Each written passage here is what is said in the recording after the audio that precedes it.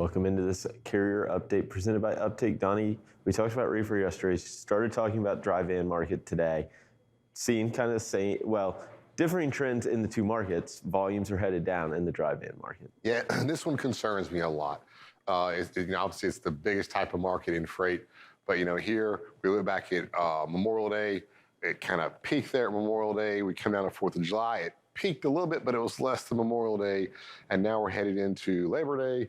And it looks like it's just going to be down, down, down, down, down. And that's not good. But this explains why the markets are softening less. As the freight markets decline, there's going to be some softening, which is going to allow spot rates to drop and then contracted rates to drop. So we see rejection rates are now, they've bounced back just a little bit, but they're only back up to 6.17%. So a very weak market right now currently. Yeah, I mean, 6.1, comparatively, compared to last year, it's really loose. Compared to 2019, it's kind of the same. I mean, you think about, we were right in that 3, 4, 5% range. We're talking just 100 basis points above that. We're back. Yeah. So really, as a carrier, you really got to tighten your reins and really keep an eye on the changing market conditions and your expenses. Yep. The problem is we've got 2019 rates and 2022 costs. And that's going to lead to a lot of carriers having to exit this industry, and which that'll restart the cycle. Yep.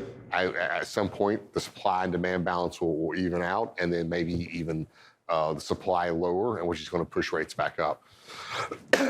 Keep an eye. Remember this chart right here of the blue line, the volumes. We're going to come back to that in here in just 1 second. Let's pop in here to the next chart here right quick, and we're going to look at rejection rates and what I expect the seasonality compared to. Now, if you look in right here, this is our August, September range right through here. And you see them picking back up slightly. We talked about this in reefer, but I expected reefer to pick back up. Not that excited about the drive-in situation, and we'll get to that next. But as you see, we have started a slight incline, and we'll see if this persists. Now, we will see some increases because we're coming in towards the end of the month. Mm-hmm. But what's going to happen after the end of the month? Are we going to drop down and continue to drop down? Or are we going to sustain that increase for a little bit? Here, you see some of these coming in halfway through September and almost all the way to October here. Is that going to happen? Well, a lot of our seasonality freight should be starting to move at this point. Yeah. So let's pop over to the next part and look at volumes. Same type of map. We're looking at a seasonality map here.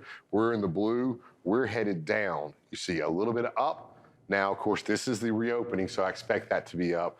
And this is the boom. But here, all through these little areas, we see volumes increasing all the way through here, through kind of this October-ish area.